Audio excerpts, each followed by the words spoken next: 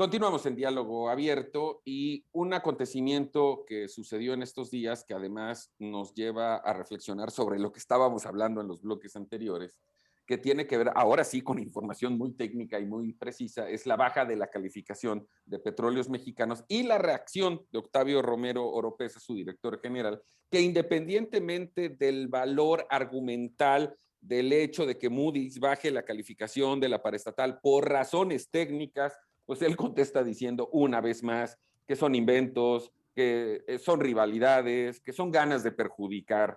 Y yo la verdad creo que pues ahí sí, los números, las matemáticas son una ciencia exacta.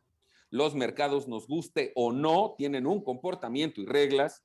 Y pues lo que pudiéramos opinar desde el punto de vista de un funcionario público que evidentemente no está en contra porque es el que dirige la institución, pues en vez de ayudar en nada abonan. Y lo voy a ligar porque también en estos días el presidente anunció la creación de la gasera del bienestar, llamémosle así, donde el gobierno en un acto pues de centralismo absoluto, de vuelta a los 70s, al mejor estilo priista, pues ahora quiere repartir el gas. Y creo que independientemente de que no tiene la experiencia, la infraestructura y la logística, entra a competir con particulares y esto, en vez de ser bueno, puede terminar siendo un absoluto desastre. Pepe. Bien, el tema de la calificación de Moody's, creo que esto es algo sistémico, ¿no? El gobierno actual, siempre que sale una calificación negativa hacia su deuda, pues descalifica a la calificadora.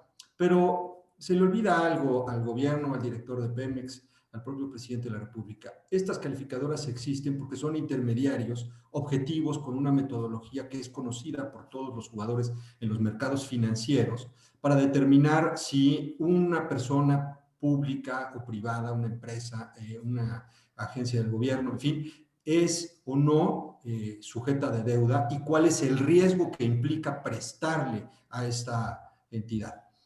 Para eso sirven las calificadoras. Entonces, lo que dice Moody's en su análisis y por lo cual le baja la calificación a Pemex es en el corto plazo, dada la tendencia de flujos financieros y la escasez de liquidez, dado que tiene que pagar impuestos y que se le van a vencer algunos instrumentos de deuda que va a tener que pagar, no recomendamos que le presten dinero con estas tasas de interés y por eso hay que degradarlo para que si tú quieres prestarle a Pemex, le cobres más por ese préstamo. Claro. Eso es básicamente lo que están diciendo.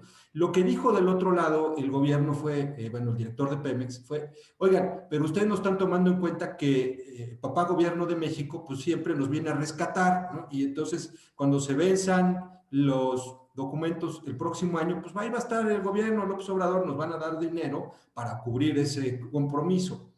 También nos están dando cuenta que toda esta inversión que estamos haciendo en Dos Bocas, en Deep Park en Estados Unidos, la refinadora, pues también la está pagando el gobierno federal, no está saliendo de las arcas de Pemex y eso va a fortalecer la posición financiera y de flujo de efectivo en el mediano plazo. Y lo que dice Moody's dice, sí, cuando eso sea, probablemente vas a tener una mejor posición financiera. Pero hoy, en el corto plazo, la perspectiva es que no vas a tener facilidad para poder cumplir con tus compromisos y por lo tanto te bajó la calificación.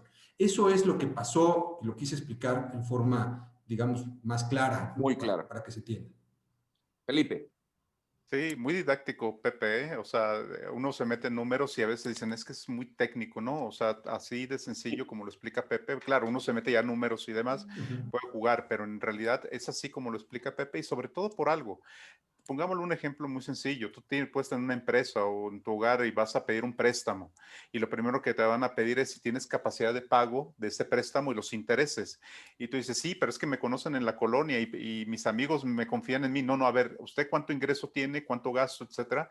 Pero es que yo tengo otros datos. No, a ver, ¿qué tiene? Y aquí vamos contra los indicadores, contra la percepción. Indicadores, percepción. En este caso, las calificadoras, podemos estar de acuerdo o no, pero los inversores van a tomar en cuenta eso con lo que decía Pepe, te voy a prestar dinero y cuál es el riesgo de que no me pagues. Y si asumo ese riesgo, entonces te voy a cobrar más, precisamente porque no sé si voy a perder mi inversión. Y lo que ha venido de manera sistemática, si bien las calificadoras habían estado muy rudas con Pemex desde sexenios anteriores, sí el gobierno había atendido esos indicadores y tratando de modificar. Aquí no se ha hecho eso.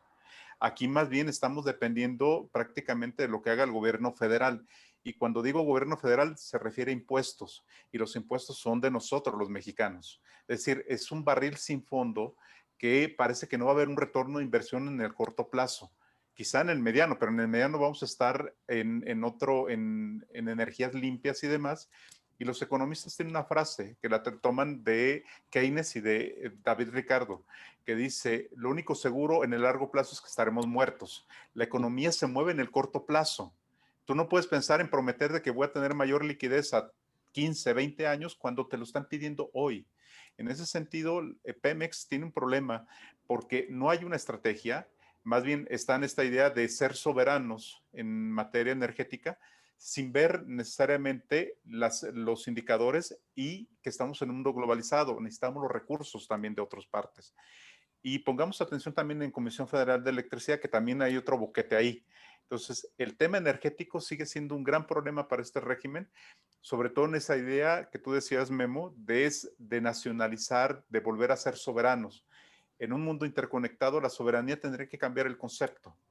Y esto lo vamos a ver próximamente con lo que tú decías del gas, cuando se va a crear el gas del bienestar. El gobierno no va a entrar a competir, va a topar los precios, y la Cámara de Distribuidores de Gas está señalando, si hace eso, lo que va a haber es una escasez, porque entonces no vamos a tener para comprar el precio internacional y con el recurso que tenemos en el país no se va a cubrir el mercado. Entonces estamos jugando con el futuro de este país en el corto plazo, ni siquiera en las siguientes generaciones, con nosotros mismos. Y Pemex es un barril sin fondo que no hemos puesto atención porque se está comiendo un porcentaje importante del Producto Interno Bruto. Entonces, pongamos atención, y traducido, Producto Interno Bruto significa lo que podemos comprar, lo que podemos producir, la riqueza que generamos en este país. Retomando lo que dices, yo además sumaría el hecho de que con este esquema del gas del bienestar se va a favorecer la especulación. Y naturalmente en esta guerra del subsidio, por un lado, llamémosla así, contra el mercado y el capital, siempre gana el capital. Pepe.